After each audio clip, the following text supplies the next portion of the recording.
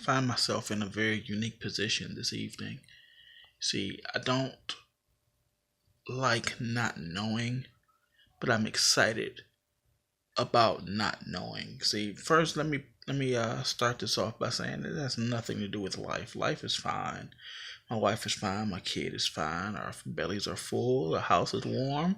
Well, warm, that's a subjective term. It's chilly out, but everything's good. I'm more or less caught up in the work that I'm doing, the story that I've been working on. It's a series. I call it a series. Every time I write a chapter, I call it an episode.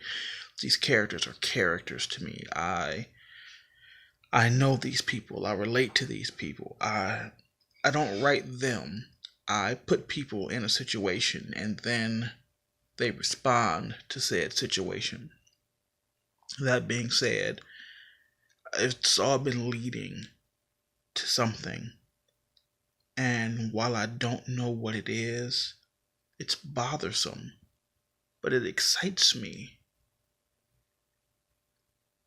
I've never felt this way about anything that I've been writing. I mean, I've been writing since I was 12, 13 years old. Imagine that. And I've always known where it was going and what the characters were going to do, even at the expense of the story. It always went the way I wanted it to go. But this, if it is to be organic, if it is to play out naturally, then I can't know. My wife asks me all the time what my writing process is and how I come up with these things, and it's like I don't. I come up with scenarios, and then these characters move into position based on the personalities that they have developed. Not that I've written, that they've developed. These are people. These are actual people. These are real people and real events. And the backdrop is just where I've placed them. That's it.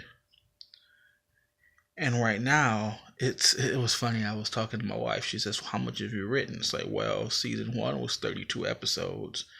Then there was the 7-episode miniseries as a buffer between seasons 1 and seasons 2. And then I've written 14 episodes of season 2. And I'm ready for what I would consider to be the mid-season finale. It's time to wrap it up. It's time to go somewhere, It's time to point a clear direction as to who the big bad is, what we're facing, and why. It's time. And I've been sitting here for the last hour trying to write notes, and I can't.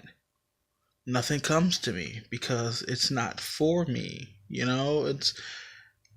I know where it's going, but I don't know how it's going to get there. And that is scary and exciting. I'm not gonna sit here and try to write notes. I'm gonna let it do its thing because that's all I can do. I mean, I could force it. Oh, here comes the woman. I could force it, but then it wouldn't be the organic thing that I say it is. So I'm not gonna force it. I'm going to take the rest of the evening off. I'm going to unplug myself from this as much as I possibly can. I mean, a writer's always writing. I could be sitting on the toilet taking a shit and have an idea. I watched every episode of The Flash tonight, and even then I was like, I could do that. Oh, I could do this. I'm always writing, but I'm going to disconnect from this as much as possible. And tomorrow I'll sit down and the mid-season finale will happen. What's the name? Alias Grace. That's what my wife's watching this thing, and it's a Netflix original. It's a period piece, so it's not really my thing, but it's her thing. So we sit and we watch, and I guess the main character, I guess her name's Grace. Is that her, the girl telling the story? Mm-hmm. She said something that struck a chord with me. And I'm paraphrasing because I don't remember it now. It was something along the lines of, today I have to get on with the story or let the story get on with me. And I was like, wow, that's that's pretty much where I am. It's like I don't have writer's block. I just like the best way I can explain it is I know where it's going, but I don't know how we'll get there. But tonight's not the night. I'm gonna take the rest of the night off. I'm gonna curl up with this chick, maybe get something to eat. That granola's actually not bad. It's not bad. Maybe I'll play my game a bit. We'll listen to some music. We'll laugh. We'll joke. We'll be us. Well, laugh and joke. Oh, I was hoping I could be miserable with you. Nightmare. I'm going to surround myself with things that make me comfortable, and I'm not gonna worry so much about this. And tomorrow I'll get up and I'll go into the living room and I'll put on my robe like I always do, and I'll pour myself a big glass of tea and I'll turn on my jazz. And what happens will happen. And it's funny because when I wrapped up season 1, I was like, yeah, okay, I'm going to take a break for now. It's like, we're finished up. Nothing else is going to happen for a while. I need to step away from this. And like 2 days went by and these characters started screaming at me in my head. The story is begging to be told. I wish I could explain this.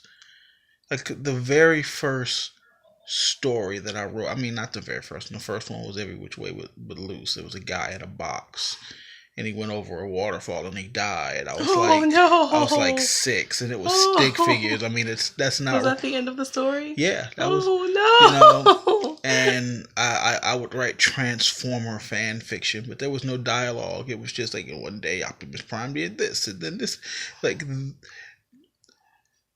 As far back as like the first, like I credit my first full-length novel as being As the Days Go By. It was handwritten 1,114 pages. That was an accomplishment for me. I remember that. But I always knew what was going to happen and I knew how it was going to happen and I knew why it was going to happen. And any good writer will tell you that it's not really up to me. It can't be up to me. If you have done a good job and if you've written your characters well, then the characters will tell the story, and that's what's happening now. I placed them in these situations and they tell the story themselves. And I remember telling her, oh, I'm going to take a break after season 1. And then I wrote this 7-series buffer between season 1 and season 2 to explain what was going on to prep for season 2. And then I just moved right into season 2. So I can say I'm going to take a break, but I'm not going to take a break. This has to flow naturally. I have to let it flow the way it's going to. You would think that as the author, I would have control, but I don't think I'm the author anymore. I think I'm writing a biography of 7 characters. And I say 7 characters because that's like my top 7, but there are secondary characters and there are minor characters and there are recurring characters. It's like I'm dealing on average with about 50 people. This is their story. I'm a director. I'm a producer. I'm producing, but the story is not mine, it's theirs. It always has been, I think. So, to apply real world applications to what I'm doing, to say that, oh, okay, as the writer, I say this is going to happen. That's not going to happen. I'm not going to do that. I can't do that. And I've proven that when I attempt to do that, it doesn't work. So, night off, I'm going to play my game. I'm going to kick it with my chick. And tomorrow, it will begin. Tomorrow, big things will happen. I imagine that the next chapter or 2 or 3 will be, it's gonna be major. big things are about to happen, and it's gonna set a tone going into the next season. I love these people. I love these people like they're people, because they are people. Yeah, they are.